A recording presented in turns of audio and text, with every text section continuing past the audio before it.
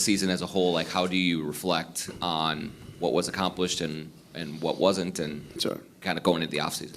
Well, the goal was to be better than last year, and we weren't. So certainly a sense of disappointment. I thought Finchy did a fantastic job facing a lot of adversity. Carl, not just his injury, but the illness prior to the season, I never thought he really got to the on track, and he did a great job fighting back from a really tough injury. Obviously, a bunch of new faces, and I thought Finchy and his staff did a wonderful job keeping us kind of above water. And then the last third of the season, I was really proud of how we kind of started to figure things out. I thought it was a heck of an accomplishment to make the playoffs again for a second straight season. We haven't done that in a long, long time. I was proud of how we fought in Denver versus a number one seed. We're a little shorthanded with the injuries. But the goal when you start the season, obviously, is to be better than last season, and we didn't achieve that. But I'm also extremely proud of our players and coaching staff. Again, I can't give Finch and the staff enough credit for what they did this year under less than optimal circumstances. Did you get enough of a sample size with Rudy and Kat together to make a determination one way or the other going forward, and just what did you see in that pairing? Yeah, I thought there was really clunky moments and some really positive moments. I thought as there was more familiarity, I thought we saw some pretty impressive stretches of basketball from those guys and the surrounding other three players. There was a late season West Coast road trip. I thought we looked probably the best we looked all season. I thought our size was really effective versus some very, very good teams. So I think all in all, there was a lot to like. There's a lot to build on. And I think Coach and I are pretty confident and convicted that that's a pairing that could be really good together. Yeah, so that remains a focal point for you guys going forward, with kind of building around those two. So yeah, I think we really like our starting five. We think it can compete with any team in the Western Conference. And how do we continue to complement that group and augment that group is going to be a challenge we have this offseason. But we think those five guys are pretty exciting and pretty fun to build around. Your name has come up in the Washington search. What can you say about that, and do you see yourself being here? Yeah, I mean, I'm pretty committed to the Minnesota Timberwolves right now. Just worried about how we can get out of the first round. It's been a long, long time since we got out of the first round.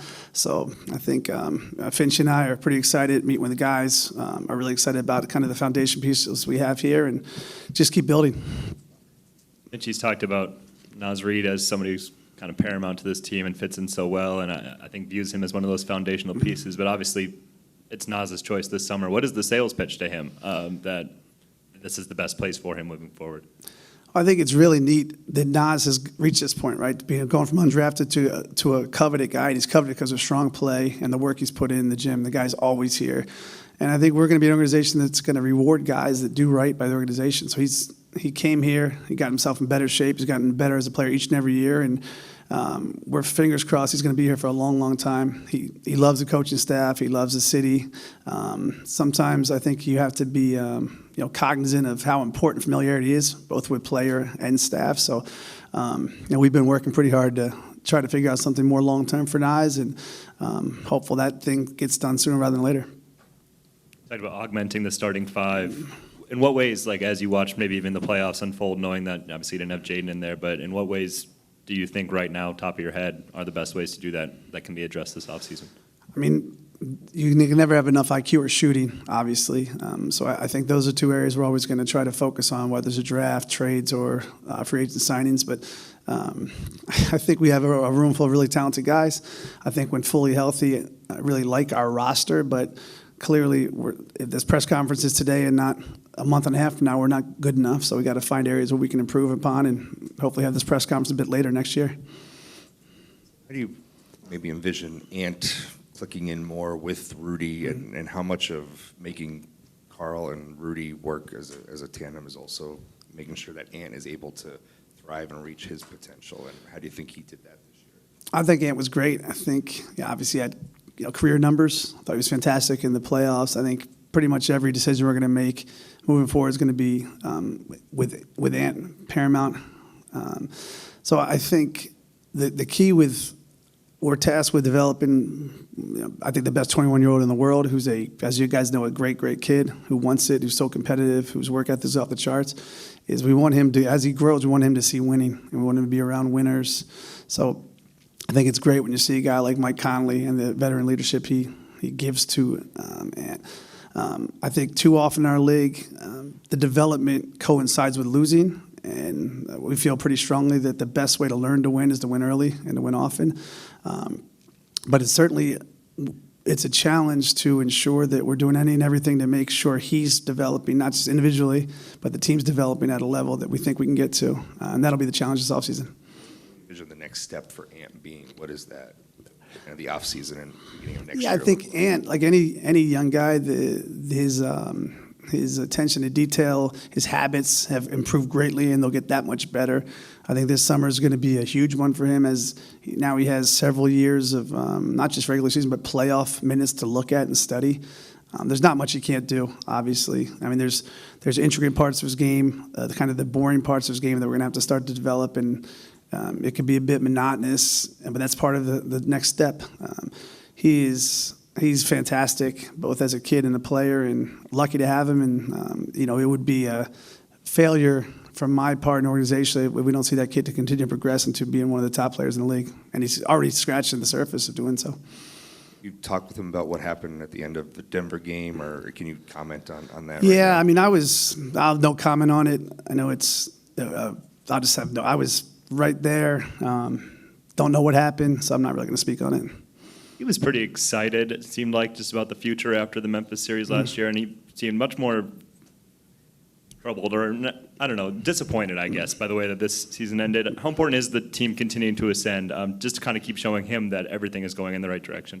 Yeah, I think unbelievably important. I mean, it's, oftentimes we're good at telling players what to do, but our players are our colleagues, and we have to ensure that we're all holding ourselves to a very high standard, and we're improving each and every day. So our goal is to win at the highest level. We should all be disappointed. We didn't win at the game. We were hoping it would be Game 6 tonight. We fought. We didn't win Game 5. But if the guys in that room and we're not disappointed, then we don't have the right competitors. This summer, you kind of had an operating theory that moving Carl to the 4 would be something that helped him. It seems like we focus so much on the Rudy addition to this. Like isolating for Carl not playing center, how did that kind of square with what you thought coming into this season versus what played out? I think Carl is so supremely talented offensively. I don't know if he's a 4 or 5. I think Carl had a tough season, again, beyond the severe calf injury. He had the sickness that knocked him out of all training camp, and he had a really good summer last year, and I thought he lost a lot of momentum coming into the training camp because of the sickness. So I think you see his effectiveness on both positions. I think Carl deserves a ton of credit for trying to adjust to some of the new faces, and I think with a healthy and offseason without some of the bad luck he had last year, I think you'll see a better version of Carl. And then with Rudy, he's a tricky player to quantify, right? Obviously, the metrics love him, and then sometimes the eye test doesn't. How do you go about, whether that's talking to players or to a lesser degree us or fans, express what that value is that Rudy does provide for this team? Yeah, it's a great question because it's not always evident some of the things he does really, really well. Some of the screen assists or obviously what we are defensively when he's out there as opposed to when he's not out there. But I think ultimately the only metric that's going to matter is we got to win more games and we have to have more success in the playoffs. I think in his previous stop they had a ton of regular season success and they had some moments in the playoffs. But our goal is a singular one. Our goal is to advance much further than this organization ever has.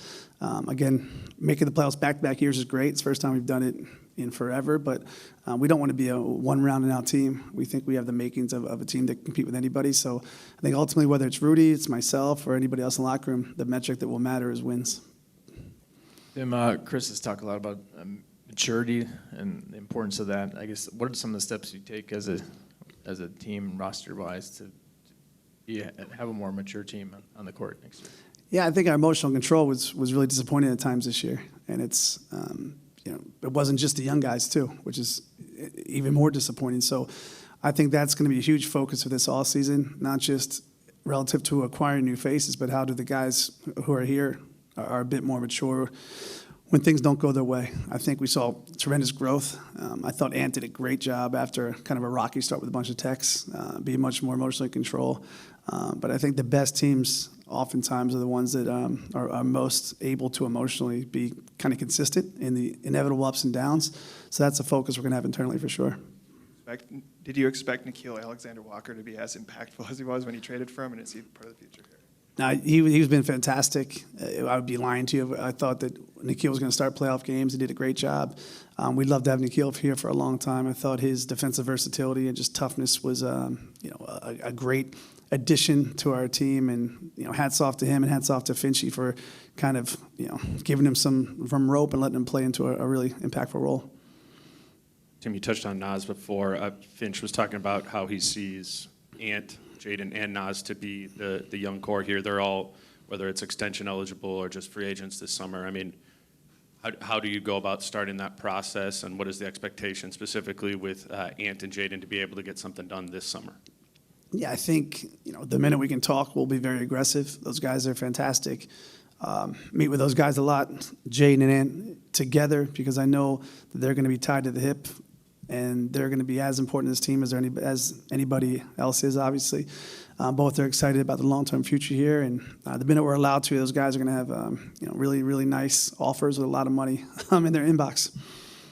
Tim, obviously, I know you can't talk about the ongoing investigation in Denver, but you had the 3 incidents at the end of the year. And as a general manager, how do you sit these guys down and explain to them this is a perception problem, too, if you're not careful for the entire organization?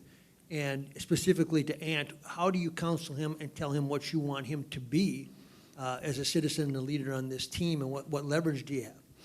Well, I think all the instances that happened, they're all really, really good people.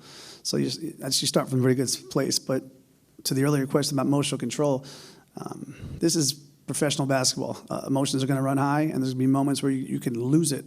We can't be a lose it team. Specific to Ant, I think you won't find a guy with a bigger heart. You won't find a guy that cares more. I think for his age, he's unbelievably mature, both on and off the court. But we're going to hold him to such a high standard because we know that his peak is so high, and we would be doing him an injustice if we didn't hold him to a standard that would allow him to reach those really, really high goals. Is he ready to be a leader on this team and be the cover? I think relative to leadership, I think he's been great this year, be more vocal. I think oftentimes, I've been in the league like 27, 28 years now. I think the idea of the one leader team, I don't know if it's still there, quite frankly, anymore. But his competitiveness, his spirit, his positivity, I think when you see him smiling on the court, you're in for the long night if you're competitive, are all kind of earmarks of leadership and something he's really taken to. And relative to his age, it's really impressive. We talked about, championship aspirations, wanting to make deep playoff runs. When you look at the bigger guys on your team, Carl's had some very up and down playoff appearances. Rudy's team success hasn't really been there at a big level. So what gives you confidence that this group together can make a deep run that a lot of these guys haven't necessarily been a part of?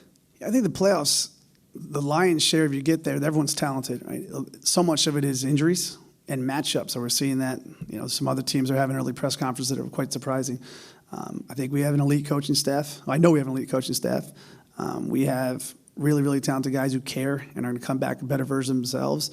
And relative to what's happened in the past individually with players, oftentimes it's the mix. And I think when you have a leader as good as Finch and you have guys as talented as Ant and Kat and these guys, I think we should be pretty confident. And we got to be our own biggest fans. We have to not assume success, but we have to assume that we can be at successful level we think we can get to.